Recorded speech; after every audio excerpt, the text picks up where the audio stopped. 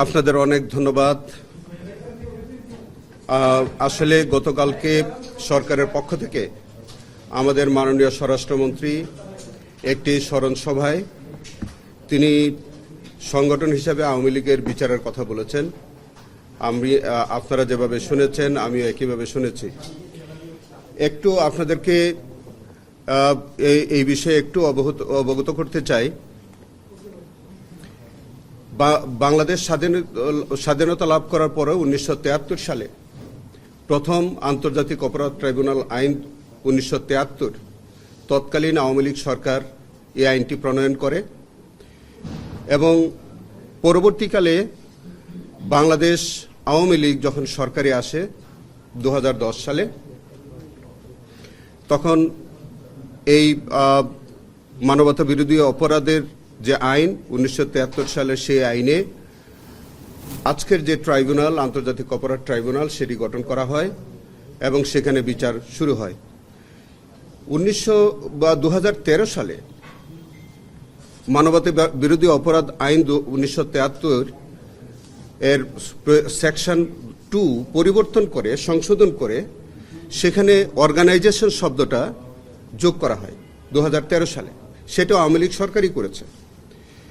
2009 সালে আওয়ামী লীগ সরকার একটি আইন প্রণয়ন করে যার নাম হচ্ছে সন্ত্রাস বিরোধী আইন 2009। সেই সন্ত্রাস বিরোধী আইন 2009-এ সেখানে ওই আইনের সেকশন 2-তে সেই আইনের সেকশন 2-তে সেখানে সত্তাকে ব্যক্তির সাথে সাথে সত্তাকেও সত্তার বিচারের একটা ব্যবস্থা করা হয়। ওই আইনের সেকশন 6 এবং সেকশন 18 সেখানে বলেছে, এটা কিন্তু আওয়ামী লীগ সরকারই প্রণয়ন করেছে আইনটি। সেখানে বলেছে যে কোনো সংগঠন যদি কোনো অর্গানাইজেশন যদি কোনো অপরাধ করে তাহলে সন্ত্রাস বিরোধী আইন 2009-এর সেখানে বিচার করা যাবে। এবং তারই ধারাবাহিকতা আপনার মনে আছে যে 1 আগস্ট 2024 সন্ত্রাস বিরোধী আইন 2009-এর 18 ধারা ব্যবহার করে বাংলাদেশ জামাতে ইসলামকে নিষিদ্ধ করেছিল আওয়ামী লীগ। তার আগে আপনি একটু যদি আপনাদের মনে থাকে, বাংলাদেশ আওয়ামী লীগ যখন স্বাধীনতার পর সরকারে থাকে তখন প্রথমবারে যে তারা নিজের দল নিষিদ্ধ করে, বাংলাদেশ আওয়ামী লীগ নিষিদ্ধ করে একদলীয় শাসন বাকশাল কায়েম করেছিলেন। সকল রাজনৈতিক দল নিষিদ্ধ করেছিলেন, সকল পত্রিকা ব্যান করে 4টা পত্রিকা রেখেছিলেন এবং সকল বাক স্বাধীনতা হরণ করে একদলীয় শাসন ব্যবস্থা কায়েম করেছিলেন। তাহলে আপনি দেখেন বাংলাদেশ আওয়ামী লীগ 1973 সালে ইন্টারন্যাশনাল ক্রাইমস ট্রাইব্যুনাল অ্যাক্ট 1973 প্রণয়ন করে। সেই আইনটি সংশোধন করে 2013 সালে অর্গানাইজেশনকে বিচারের আওতায় আনার জন্য তারা অ্যামেন্ডমেন্ট করে। স্বাধীনতার পরে তারা একদলীয় শাসন ব্যবস্থা বাকশাল কায়েম করে, অন্য সকল রাজনৈতিক দল নিষিদ্ধ করে। একইভাবে পরবর্তীকালে বাংলাদেশ জামাতে ইসলামকেও তারা নিষিদ্ধ করে 2009 সালের 1 আগস্ট সেখানে তাদেরই প্রণীত আইন দিয়ে বাংলাদেশ জামাতে 1 আগস্ট 2024 সালের আইন দিয়ে বাংলাদেশ জামাতে ইসলামকে নিষিদ্ধ করে। তাহলে এই যে বিচারের যে ব্যবস্থাটা, এইগুলি সব কিছুই কিন্তু বাংলাদেশ আওয়ামী লীগ যখনই তারা সরকারে আসে তখনই তারা এই আইনগুলো তারা প্রণয়ন করেছে। অন্য কোনো সরকার কখনই কিন্তু এই জাতীয় কোনো আইন প্রণয়ন করে নাই। আরও একটি তথ্য আপনাদেরকে দিয়ে রাখি, 2011 সালে আর্টিকেল 47 অব দি কনস্টিটিউশন তারা একটা অ্যামেন্ডমেন্ট আনে। তার আগে 1973 সালেও সংবিধানের প্রথম সংশোধনী আর্টিকেল 47 অ্যামেন্ডমেন্ট করে এই যে মানবতা বিরোধী অপরাধ আইন 1973 প্রথম সেটাকে ইনক্লুড করে। তাহলে আজকে যদি আপনি এই আইনগুলির যদি ঐতিহাসিক প্রেক্ষাপট যদি আপনারা বিচার বিশ্লেষণ করে দেখেন যে অর্গানাইজেশনের বিচার এবং দল নিষিদ্ধ করার যে প্রক্রিয়া, এগুলি সমস্ত কিছু বাংলাদেশ আওয়ামী লীগ তারা বিভিন্ন সময় শাসন ব্যবস্থায় এসে এই আইনগুলো তারা প্রণয়ন করেছে, সংবিধান সংযোজন করেছে।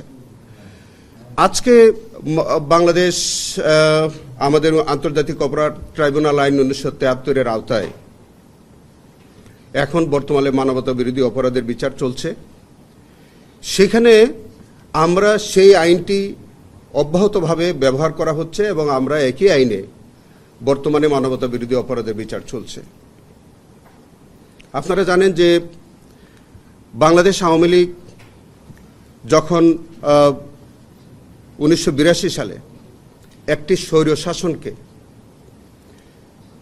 ওই স্বৈরশাসনের দোসর হিসাবে 1990 সাল পর্যন্ত এই দেশে একটা স্বৈরশাসন কায়েমের জন্য তারা সার্বিক সহযোগিতা করেছে।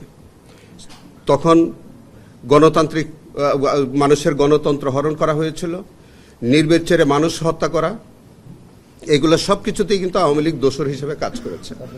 আপনি এইটাও মনে আছে আপনাদের যে 1996 সালে একটি তত্ত্বাবধায়ক সরকারের দাবিতে লগিবইটার বই ব্যবহার করে নির্বিচারে অকাতরে মানুষকে হত্যা করা হয়েছে এবং তখন ব্যক্তি এবং দল হিসেবে এই সংগঠনটি মানুষকে নির্বিচারে তাদের জানমাল হরণ করেছে। একইভাবে 2009 সালে যখন তারা ক্ষমতায় আসলো, 2010 সালের পর থেকে তারা বাংলাদেশে একটা ফ্যাসিজম রাষ্ট্র কায়েম করলো। সেই ফ্যাসিজমের মধ্য দিয়ে বাংলাদেশের মানুষের স্বাধীনতা, রাজনৈতিক কর্মকাণ্ড সব কিছু তারা কেড়ে নিলেন। একদিকে বাংলাদেশ আওয়ামী লীগের তারা সরকারে গিয়ে সরকারের সকল প্রতিষ্ঠান, বাংলাদেশের সকল প্রতিষ্ঠানগুলোকে তারা ধ্বংস করে দিল। আবার রাজনৈতিক দল হিসেবে তাদের ছাত্রলীগ, যুবলীগ সহ তারা বিভিন্নভাবে এমন একটি ত্রাসের রাজত্ব তারা কায়েম করেছে যে গত 16 বছর মানুষের কোনো স্বাভাবিক জীবন ব্যবস্থা, রাজনৈতিক ব্যবস্থা তারা ছিল না। এবং সেখানে আপনি দেখবেন যে 3টি নির্বাচন হয়েছে। সেই নির্বাচনগুলো কোনোটি দিনের নির্বাচন রাতে, কোনোটি একদলীয় নির্বাচন, কখনো আমি ডামি তুমির নির্বাচন। এইভাবে বাংলাদেশের সকল প্রতিষ্ঠান তারা নষ্ট করেছে। তারা একদিকে যেমন সরকারের থেকে নানান বাহিনীর মধ্য দিয়ে মানুষের জানমালের ক্ষতি করেছে, সংগঠন হিসেবে একইভাবে তারা এই দেশের সকল গণতান্ত্রিক ব্যবস্থা, সকল স্বাভাবিক যে বিষয় তারা এগুলো তো নষ্ট করেছে। তো সেই কারণে এবং সবচেয়ে বড় যে ভূমিকা রেখেছে যে তারা গত জুলাই আন্দোলনে নির্বিচারে ছাত্র জনতার উপর তাদের একদিকে তাদের সরকারের বিভিন্ন বাহিনীকে লেলিয়ে দিয়েছে, অন্যদিকে তাদের সাংগঠনিকভাবে তাদের ছাত্রলীগ, যুবলীগ, মূলদল তারা জনগণের জানমালের উপর আক্রমণ করে হতাহতের ঘটনা ঘটিয়েছে। এই জন্যে আসলে যে বাংলাদেশ আওয়ামী লীগ দল হিসেবে যেমন তারা নানান অপরাধ সংগঠন করেছে, ঠিক একইভাবে ব্যক্তিগতভাবেও তাদের সুপিরিয়র রেসপন্সিবিলিটির দায় থেকেও তারা নানান কর্মকাণ্ড এবং ব্যক্তিগত দায় থেকেও তারা বিভিন্ন অপরাধমূলক কর্মকাণ্ড করেছে। এখন আইন অনুযায়ী এইগুলোর সকল কিছুরই বিচারের ব্যবস্থা আইন অনুযায়ী আছে। সেটি আপনি ইন্টারন্যাশনাল ক্রাইমস ট্রাইব্যুনাল অ্যাক্ট 1973 যেটা তারা প্রণয়ন করেছিল, সন্ত্রাস বিরোধী আইন 2009 যেটা তারা প্রণয়ন করেছিল, এই দুইটি আইনই বাংলাদেশ আওয়ামী লীগ সরকার তারা প্রণয়ন করে রেখেছে এবং তাদের আইনেই এই জাতীয় অপরাধগুলোর বিচারের ব্যবস্থা আছে। তো সেই ক্ষেত্রে আপনি যে কথাটা বলেছেন যে আমাদের ওখানে জনৈক রাজনৈতিক সংগঠনের জনৈক ব্যক্তি বা প্রধান তিনি একটি লিখিত অভিযোগ করেছিলেন। সেই অভিযোগটি আমরা যথাযথভাবে আমাদের যে আন্তর্জাতিক অপরাধ ট্রাইব্যুনালের যে তদন্ত সংস্থা আছে সেই সংস্থায় আমরা প্রেরণ করেছি। আন্তর্জাতিক অপরাধ ট্রাইব্যুনালের যে তদন্ত সংস্থা তারা সেটা তদন্ত করছে। পাশাপাশি সন্ত্রাস বিরোধী আইন 2009-এর যে অপরাধ সেখানেও পুলিশ আলাদাভাবে তদন্ত করার সুযোগ আছে। আপনি যে কথাটা বলেছেন যে সেখানে সংগঠন হিসেবে আওয়ামী লীগের বিরুদ্ধে বিচার হবে কি হবে না সেই বিষয়ে আমাদের সংস্থা তারা তদন্ত করছে। তদন্ত করার পরে যদি সংগঠন হিসেবে আওয়ামী লীগের বিরুদ্ধে প্রাথমিক অভিযোগ পাওয়া যায়, আমার কাছে রিপোর্ট যদি দাখিল করা হয়, আমি আন্তর্জাতিক অপরাধ ট্রাইব্যুনালের চিফ প্রসিকিউটর হিসেবে রিপোর্ট প্রাপ্তির সাপেক্ষে প্রয়োজনীয় ব্যবস্থা গ্রহণ করার সুযোগ আছে। এবং আপাতত আপনাদের অবগতির জন্য জানাচ্ছি যে এই বিষয়ে আমাদের তদন্ত সংস্থায় তদন্ত চলমান আছে।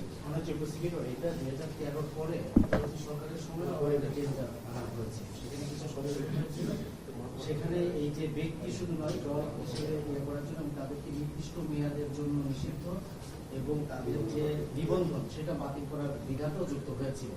এরপর আপনার আগে যিনি চিফ প্রসিকিউটর ছিলেন তিনিও এটা নিয়ে আমাদের ব্রিফিং করেছিলেন এবং তখন তিনি বলেছিলেন যে তদন্ত চলছে। গতকাল যখন স্বরাষ্ট্রমন্ত্রী কথা বললেন তখন এই বিষয়টা আরো বেশি চাওয়ার হলো, এই কারণে যে এখন সাবেক প্রধানমন্ত্রী শেখ হাসিনা ফিরে আসবে এরকম একটা সম্ভাবনা বা তাদের দিক থেকে তার একটা প্রচারণা চালাচ্ছে।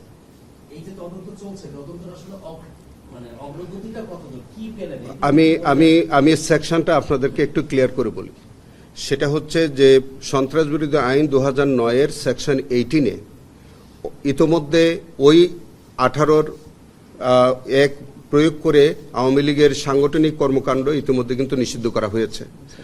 সেকেন্ড পার্টটা হচ্ছে যে সংগঠন হিসেবেও কিন্তু তাকে ব্যান করার আইনগত বিধান আছে এবং সেটি হচ্ছে যে প্রক্রিয়াটা হলো এরকম যে যদি বিচারের দোষী সাব্যস্ত হয় সংগঠন হিসাবে, তাহলে ওই রায়ের পরিপ্রেক্ষিতে বাংলাদেশ সরকার গেজেট বিজ্ঞপ্তির মাধ্যমে ওই সংশ্লিষ্ট সংগঠনটিকে বা সত্তাটিকে নিষিদ্ধ করার বিধান আছে।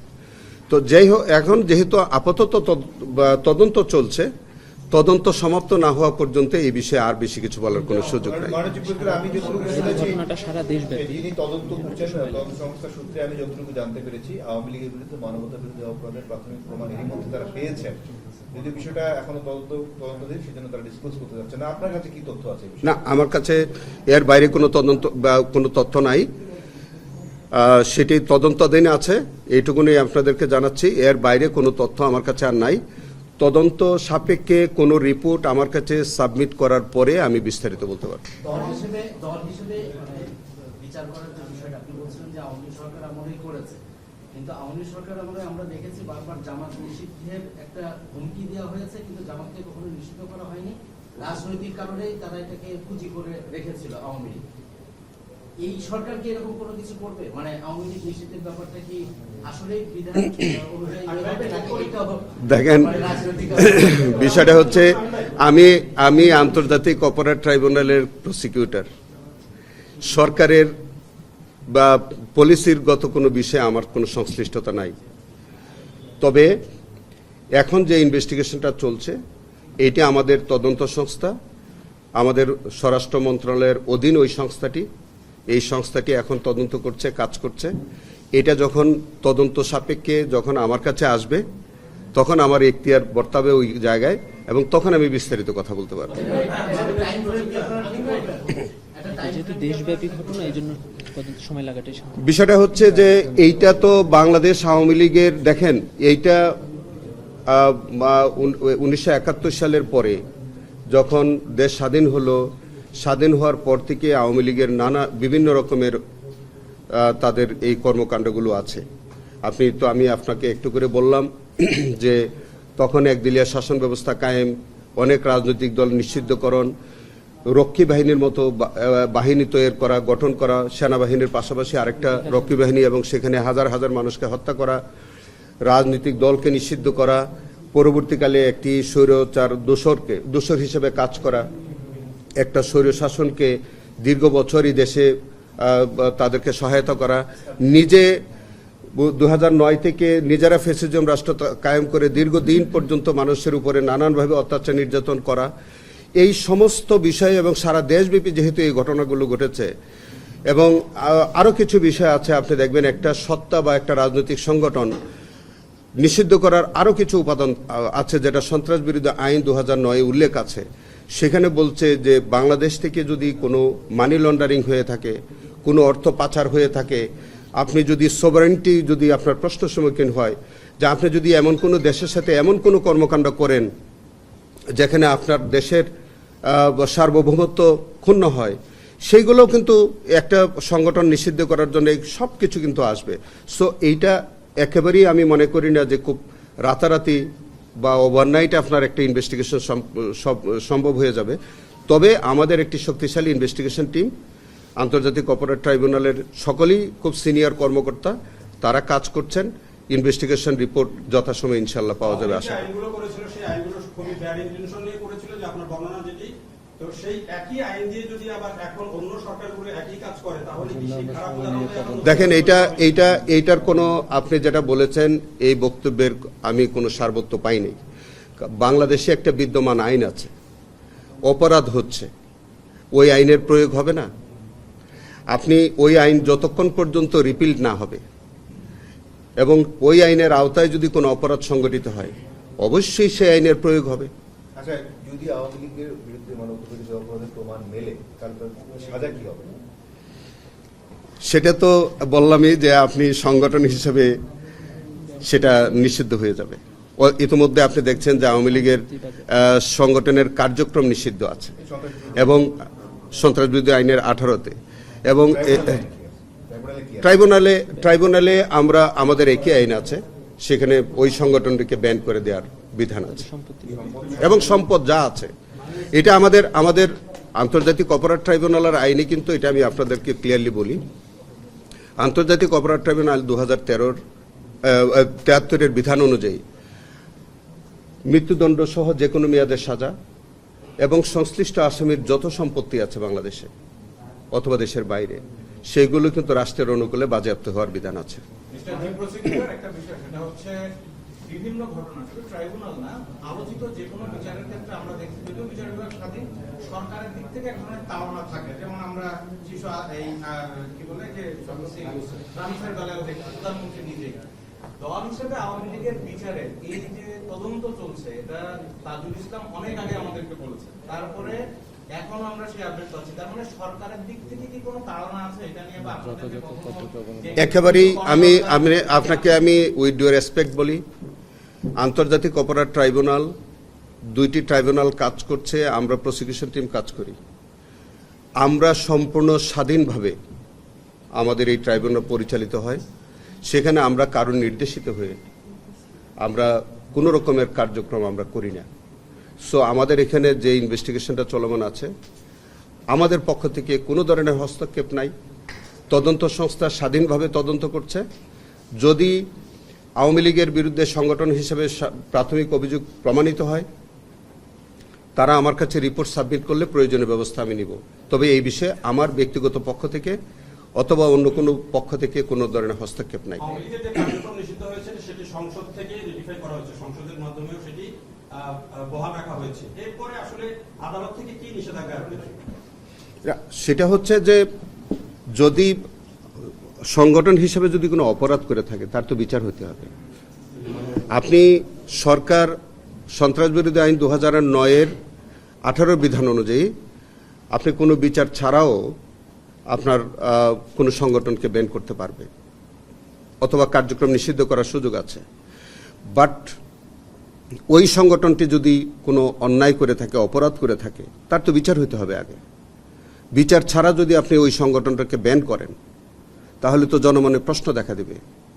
তো সেই কারণে আওয়ামী লীগ সংগঠন হিসেবে কোনো অপরাধ করেছে কিনা এটা অবশ্যই তদন্ত হওয়ার প্রয়োজন এবং সেটি হচ্ছে। এবং সেখানে যদি তাদের বিরুদ্ধে যদি অভিযোগ প্রমাণিত হয়, তারপরে আমাদের এখানে বিচার সাপেক্ষে প্রয়োজনীয় ব্যবস্থা নেওয়া যেতে পারে অথবা সরকার অন্যভাবে ব্যবস্থা নেবে। এখন পর্যন্ত 30 তারিখ পর্যন্ত 6টি মামলার রায় হয়েছে।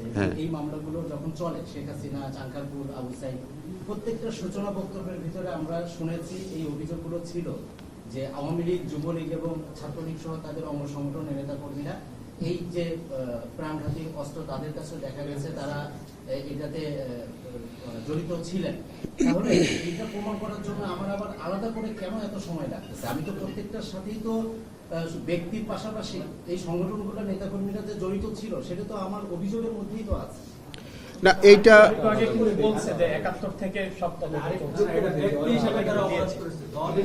দলের সভাপতি দণ্ডিত হয়ে গেছে। সিদ্ধান্ত দলের সর্বোচ্চ যে নেতা সে দণ্ডিত হয়ে গেছে। তার পরের যে সাধারণ সম্পাদক সহ দলের শীর্ষ পর্যায়ে সহযোগী সংগঠনের সভাপতি সেক্রেটারি সহ একটা মামলা বিচারের শেষ পর্যায়ে প্রায় ওবায়দুল কাদের সহ। তো এই মামলাগুলো শেষ হলেও তো এই বিচারটা অনেক দূর আগায় যায় আওয়ামী লীগের। অবশ্যই আগে যায়। যেটা হচ্ছে যে আপনি যেটা বলছেন একটু পার্থক্য আছে, ব্যক্তির দায় এবং সংগঠনের দায় দুইটা অনেকটা ওভারল্যাপিং, কিন্তু তার মধ্যেও কিছু পার্থক্য থাকে। যেমন ধরেন সংগঠন হিসাবে কিছু ভূমিকা থাকে, এটা ব্যক্তির দ্বারাই পরিচালিত হয়। সংগঠন তো আর নিজে কাজ করতে পারে না, সংগঠন তো সংগঠনের যারা নেতৃস্থানীয় ব্যক্তি তাদের মাধ্যমেই পরিচালিত হয়। তো সেইখানে দেখতে হবে যে তার ব্যক্তিগত দায়টা কিভাবে ছিল আর সাংগঠনিক দায়টা কেমন করেছিল। সেটা আমি আপনাদেরকে বলছিলাম যে স্বাধীনতার পর থেকে নানানভাবে এই সংগঠনটির নানান বিতর্কিত কর্মকাণ্ড আছে। জুলাই আন্দোলনে যেমন নেতৃস্থানীয় পর্যায়ে বা সুপিরিয়র ব্যক্তিদের ব্যক্তিগত দায় আছে, কিন্তু সংগঠন হিসাবেও কিন্তু আলাদা দায় আছে। তো সেইগুলো ইনভেস্টিগেশনের অবশ্যই প্রয়োজন। তার মানে শুধু জুলাইয়ের বিষয়টা না, একদম শুরু থেকে পুরাটাই হয়তো আসবে। রায়ের ওইটা জুলাইয়ের যে বৈঠকটা ছিল 14 দলের, সেই বৈঠকের কথা আসছে, তাহলে শুধু কি আওয়ামী লীগের বিরুদ্ধে তদন্ত হবে নাকি তার জোট সঙ্গীদের বিরুদ্ধে তদন্ত হবে? সেটা আমি বলতে পারবো না, তবে সেটা হচ্ছে ইনভেস্টিগেশন চলছে। ইনভেস্টিগেশনে আমাদের কাছে যে কমপ্লেনটা এসেছিল সেই কমপ্লেনটা শুধু আওয়ামী লীগের বিরুদ্ধে কমপ্লেনটা, অন্য কোনো রাজনৈতিক দলের বিরুদ্ধে কমপ্লেনটা আসে নাই। তবে ইনভেস্টিগেশনে যদি এই দলের সাথে আর কোনো জোট বা সঙ্গে অন্য কোনো রাজনৈতিক দলের যদি সংশ্লিষ্টতা আসে, নিশ্চয়ই সেটা রিপোর্টে আসবে। এই আইন অনুযায়ী পার্টি হিসেবে কোনো জায়গায় শাস্তি দেওয়ার কোনো বিধান কি আছে?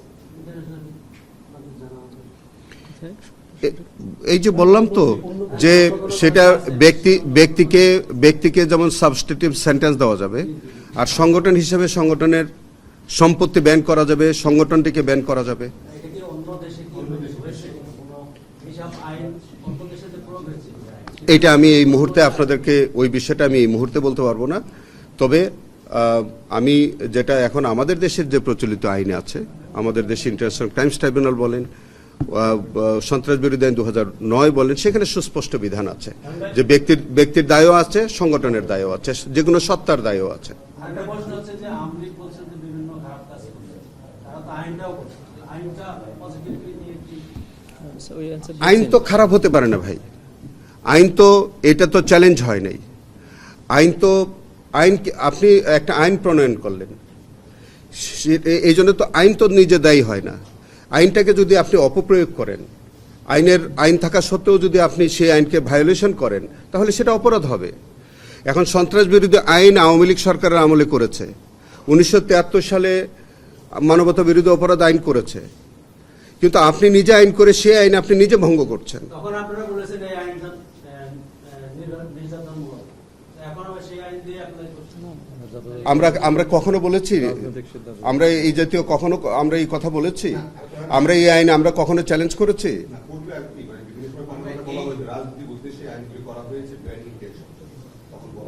এখন দেখেন, এখন ইনভেস্টিগেশন হোক, ইনভেস্টিগেশনের পরে দেখেন যে এটা কোনো রাজনৈতিক উদ্দেশ্যে করা হচ্ছে কিনা, বা আদৌ এই জাতীয় যে অভিযোগগুলো আছে, যারা অভিযোগ করেছেন আমাদের কাছে, সেই অভিযোগের আদৌ সত্যতা আছে কিনা, এখনোই তো বিচার হচ্ছে না, এটা তো ইনভেস্টিগেশন পর্যায়ে আছে। দেখেন আমাদের এখানে যা কমপ্লেন্ট আসে সবগুলো আমরা অগ্রাধিকার ভিত্তিতে করি। আমাদের কাছে কোনোটা প্রায়োরিটি বেসিসে নাই, কোনোটা মানে লেস প্রায়োরিটি নাই। আমাদের প্রত্যেকটা অভিযোগ অত্যন্ত গুরুত্বপূর্ণ, আমরা প্রত্যেকটা অভিযোগকে সমানভাবে আমরা গুরুত্ব দিয়ে আমরা ইনভেস্টিগেশন করি।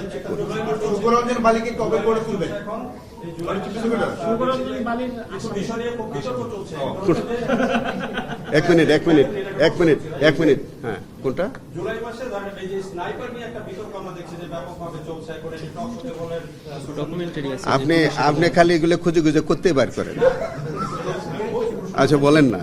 প্রথম আলো 2024 অক্টোবরে একটা রিপোর্ট করেছিল যে এই যে স্নাইপার যারা ব্যবহার করেছে, অস্ত্রধারী যারা ছিলেন, 126 জনের একটা তারা আইডেন্টিফাই করেছিল। সেখান থেকে বলা হয়েছে যে 19 জনকে গ্রেফতার করা হয়েছে। আর এই সময় পর্যন্ত এই যে যারা অস্ত্রধারী ছিল তাদের কতজনকে আপনারা আইডেন্টিফাই করতে পেরেছেন তদন্ত ব্যবস্থা, এবং এর মধ্যে কতজনকে এখানে আসামি করা হয়েছে এবং কতজনের তদন্ত শেষ হয়েছে? আমি আপনাকে এটার পরিসংখ্যান এই মুহূর্তে হঠাৎ করে দেওয়া আমার পক্ষে সম্ভব না। তবে আমি আপনাকে একটা কথা বলি, আমাদের একটা বিভ্রান্তি আছে। স্নাইপার আর স্নাইপার রাইফেল কিন্তু দুইটা ভিন্ন জিনিস। দেখেন, স্নাইপারটা হচ্ছে সৈনিককে বলা হয়, যিনি স্নাইপারটা ইউজ করেন যে ব্যক্তি, স্নাইপার হচ্ছে ব্যক্তি। আর স্নাইপার যিনি যে অস্ত্রটা ব্যবহার করেন সেই রাইফেলটার নাম হচ্ছে স্নাইপার রাইফেল। এবং এইটা ব্রিটিশ শাসনামলে একটা পাখি, এটা একটা পাখি, সেটা তাকে মারতে পারতেছিল না। তো সেটাকে মারার জন্য যে অস্ত্রটা ব্যবহার করা হয়েছে তার পরিপ্রেক্ষিতে ওইটাকে স্নাইপার নাম রাখা হয়, এবং সেটা হচ্ছে স্নাইপার রাইফেল, নট স্নাইপার।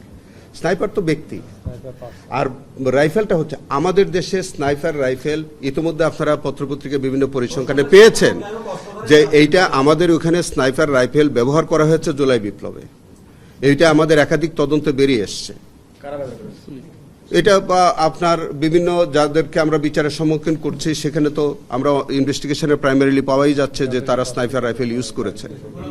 মাননীয় চিফ প্রসিকিউটর মহোদয়, একটি ভিন্ন প্রশ্ন। আপনার নেতৃত্বে একটি ফ্যাক্ট ফাইন্ডিং কমিটি হয়েছিল কিছু অভিযোগের বিষয়ে, আরেক জিনিস অগ্রগতি কতদূর? অনেক দিন হয়েছে। আচ্ছা, অনেক দিন হয়ে গেছে। আমরা এই বন্ধের মধ্যে আমাদের ফ্যাক্ট ফাইন্ডিং এর কাজ আমরা শেষ করতে পারবো বলে আশা করছি, এবং সেখানে যা আমরা পাই সেটা আপনাদের কাছে হয়তো পরবর্তীতে আমরা প্রকাশ করতে পারবো। আর আপনি শুকরঞ্জন বালির কথা যেটা বলছেন, শুকরঞ্জন বালির একটি দুঃখজনক ঘটনা আমাদের ট্রাইব্যুনালের মধ্যে ঘটেছিল, আপনাদের যদি মনে থাকে, এবং আমরাও যেটুকুন আমরা তখনকার পত্রপত্রিকা জেনেছিলাম যে আমাদের একজন বরেণ্য আলেম আল্লামা দেলোয়ার হোসেন সাইদির সেখানে একজন সাক্ষী, প্রসিকিউশন পক্ষের একজন সাক্ষী ছিল শুকরঞ্জন বালি। কিন্তু তৎকালীন প্রসিকিউশন পক্ষ শুকরঞ্জন বালিকে আদালতে প্রডিউস করতে পারেন নাই, কিন্তু তার জবানবন্দিটাকে ব্যবহার করেছিল। শুকরঞ্জন বালির নামে যে জবানবন্দিটা, তখনকার সময় যারা ডিফেন্সে কাজ করেছিলেন, যারা মৌলানা দেলোয়ার হোসেন সাইদির পক্ষে যারা আইনজীবী ছিলেন, তখন তারা সেটাকে চ্যালেঞ্জ করলেন। তখন তারা দাবি করলেন যে শুকরঞ্জন বালির যে জবানবন্দিটা ট্রাইব্যুনালে ব্যবহার করা হয়েছে সেই বক্তব্যটা শুকরঞ্জন বালি দেয় নাই।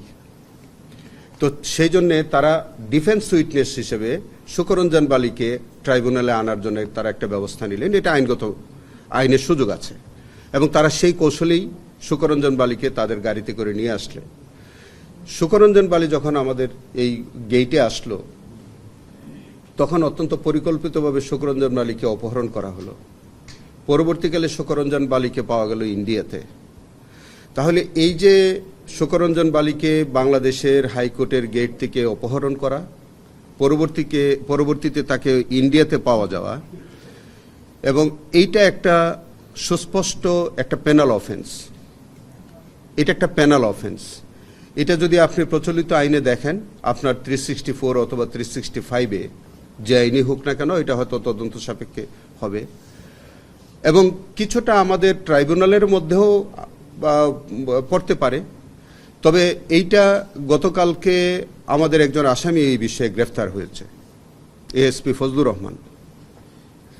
তাকে আদালতে নেওয়া হবে, পরবর্তীকালে হয়তো তাকে জিজ্ঞাসাবাদ করা হবে। জিজ্ঞাসাবাদ করার পরে তার কাছ থেকে প্রাপ্ত তথ্যের ভিত্তিতে শুকরঞ্জন বালির ঘটনাটা কি সেটা হয়তো উদ্ঘাটিত হবে, এবং সেই অনুযায়ী প্রয়োজনীয় আইনগত ব্যবস্থা যেখানে নেওয়ার সেটি হয়তো হবে। তবে এই বিষয়ে আপনাদেরকে বলি, শুকরঞ্জন বালি, আমার জানা মতে শুকরঞ্জন বালি নিজে আমাদের এখানে অর্থাৎ এই ট্রাইব্যুনালে একটা লিখিত অভিযোগ করেছিল। সেই অভিযোগটার ভিত্তিতেই সম্ভবত এই আসামিকে গ্রেফতার করা হয়েছে।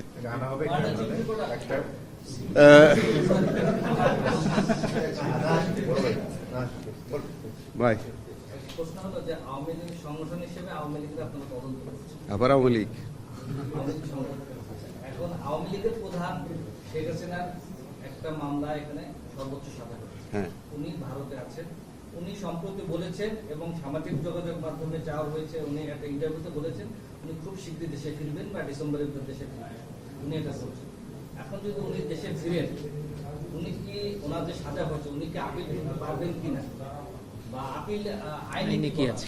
আচ্ছা, একটু আমি ফাঁকে দিয়ে বলে দিই আপনার এই কথার সূত্র ধরে। শেখ হাসিনার যে সাজা হয়েছে, তিনি কিন্তু প্রধানমন্ত্রী হিসাবে সুপিরিয়র রেসপন্সিবিলিটির দায় নিয়ে তার শাস্তি হয়েছে। আওয়ামী লীগ সভানেত্রী হিসেবে কিন্তু তার সাজা হয়নি। যখন সংগঠন হিসেবে দায় আসবে, তখন কিন্তু তিনি সভানেত্রী হিসেবে তার যে ভূমিকা, সেইভাবে এটা সেপারেটলি বিচার হতে পারে যদি রিপোর্ট আসে। আর আপনি যেটা বলছেন যে তিনি এসে আপিল করতে পারবেন কিনা, আমি এর আগেও বলেছি যে আপিল করার আমাদের এখানে রায় ঘোষণার 60 কার্যদিবসের মধ্যে আপিলের বিধান আছে। 30 দিন, সরি, আমাদের এখানে রায় ঘোষণার 30 কার্যদিবসের মধ্যে আপিলের বিধান আছে। তো ইতিমধ্যে তার এই যে স্ট্যাটুটরি পিরিয়ড, সেটা কিন্তু ওভার হয়ে গেছে, এবং সেখানে আমাদের রুল 37-এ সেখানে বলছে যে এই সময়ের মধ্যে যদি আপিল করা না যায় তিনি আর আপিল করতে পারবেন না, এই বিধানটা আছে। এখন তিনি যদি আসেন এবং তিনি যদি কোনো আইনগত পদক্ষেপ নিতে চান, তখনকার অবস্থা কি হয় সেটা বোঝা যাবে। তবে আমরা চাই যে তিনি দেশে আসুন, তিনি তার বিরুদ্ধে যে দণ্ড আছে তিনি সেটা চ্যালেঞ্জ করুক, তিনি আপিল ফাইল করুক, আমরাও চাই, এবং তিনি এই দেশে আসতে তো কোনো আইনগত বাধা নাই। অনেকগুলো ট্রায়াল চলছে, বানসুর রাজা নামে একজন আপন করা আরোপী হয়েছে, জেলহাজত করছেন এবং তার আপিল করার অনুমতি দিয়েছেন। মানে 104 কে আমি দেখেন এখনো আপিলই হয় নাই।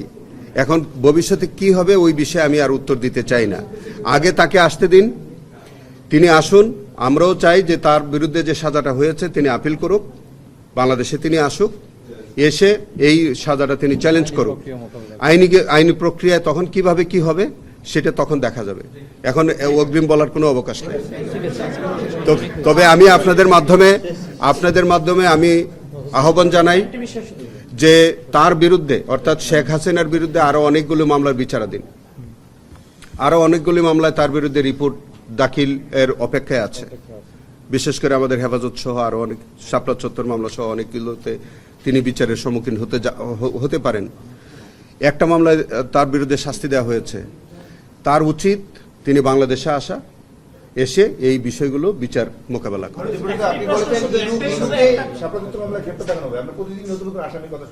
না, ইনু সাহেবের যে সংশ্লিষ্টতা, এটা আমরা শুরু থেকে আমরা বলছি যে ইনুর সংশ্লিষ্টতা আমরা শাপলা চত্বর মামলায় শুরু থেকে আমরা পাচ্ছি।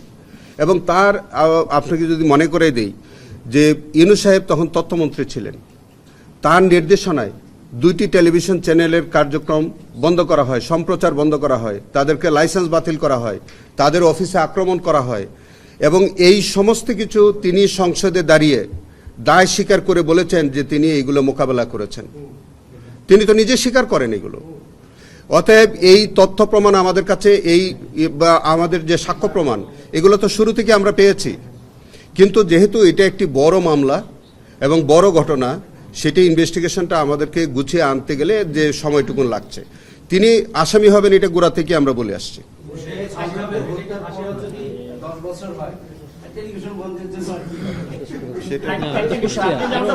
স্নাইপারের বিষয়ে আর এটা আইন শৃঙ্খলা বাহিনী ব্যবহার করেছে, তাহলে কি এটা একদম স্পষ্টভাবে বলা যায়? দেখেন, আমাদের সোয়াত বাহিনীর কাছে, আমাদের সিসিটিভি বা কি কাউন্টার টেরোরিজম ইউনিটের কাছে, সেখানে তো আমাদের স্নাইপার রাইফেল ছিলই।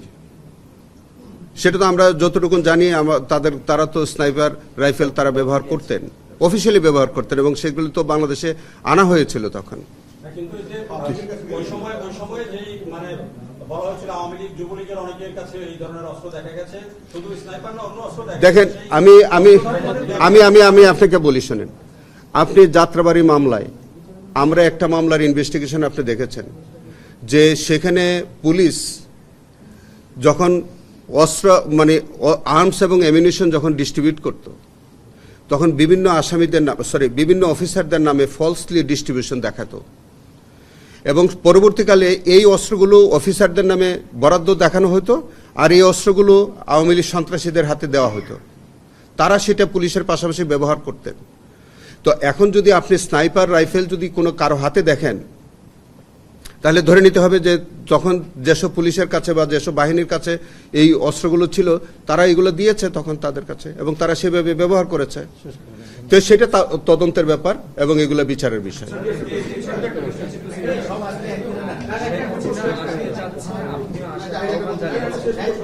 সাধারণত হাই প্রোফাইলের ব্যক্তিদেরকে বিশেষভাবে রাখা হয়, তিনিও বলছেন যে আমার রাখার ব্যবস্থা করুন, কোথায় রাখবেন তাকে? আমি জানি না কোথায় উনি এইভাবে বলছেন। ওনার তো রাখার ব্যবস্থার কোনো দরকার নেই। আমাদের দেশে প্রতিষ্ঠিত জায়গা আছে যেখানে আইন অনুযায়ী রাখার জায়গা। আমাদের এখানে তো উনার শাসনামলেই তো জায়গা রেখে গেছেন। তো উনি উনার আমলে উনি এসে কোথায় থাকবেন এটা উনার আমলেই তো উনি অনেক জায়গায় রেখে গেছেন। তো উনি কোন জায়গায় রাখবেন কোন জায়গায় থাকবেন এটা তার ব্যাপার। এই বিষয়ে কি আমরা বক্তব্য দেব?